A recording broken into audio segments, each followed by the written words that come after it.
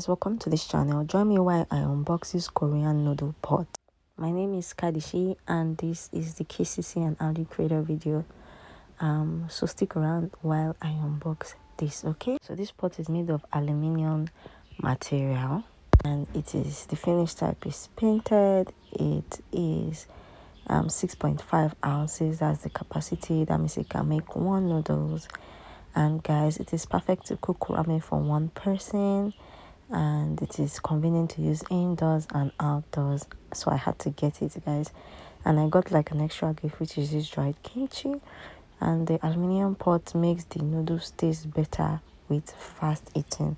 So when it was shipped here, I had to like go through the whole unboxing process, and I wanted to share it with you guys. The packaging is so tight, guys, and I was struggling to unbox it, but then the end goal is to make ramen, and I'm super excited to use this to make ramen. Okay guys, I'm done with the unboxing. So the next thing is to assemble this. Okay, so we have the holder, which is that black thing, and I'm just going to go ahead to put it all together. Okay, so I need to screw this black stuff is like the handle to the pot. Okay, so this is what I'm using to screw it. It came with the shipping.